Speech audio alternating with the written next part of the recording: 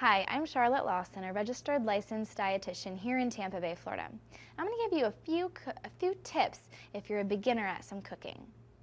First, you're going to need a couple things. Obviously, cooking appliances, maybe like a George Foreman, for instance.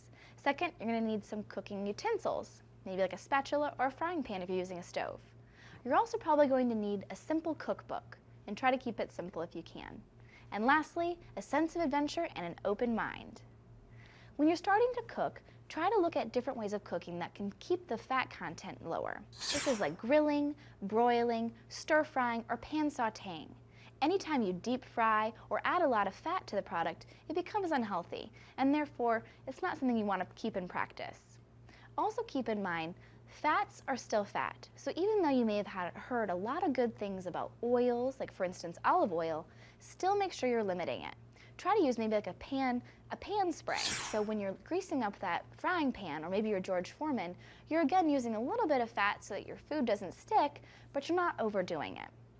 Thirdly, try to open your mind and try new things. I know convenience cooking is really an easy way to go. Consider a box of macaroni and cheese. Look at that and maybe see if you can add things to it to create a meal, maybe some frozen vegetables and a can of tuna. So you've added in a vegetable choice, a protein choice, plus you have that good old tasty mac and cheese to back it up. And when looking at a cookbook, try to start simple. There are plenty of great cookbooks out there that maybe only need 5 ingredients, and a lot of times those ingredients can be in your cupboard. Trying to keep variety in the meals that you're cooking, and ultimately looking at the food guide pyramid and trying to hit each food group for that meal. In general, a regular meal, for a good idea to plan, half of your plate should be of vegetables, a quarter should be of a lean protein source, and another quarter should be of a starch or a grain. That's just a simple idea of how your plate should look in an ideal world. Well, those are just a couple tips if you're cooking, and good luck. I'm Charlotte, and eat happy.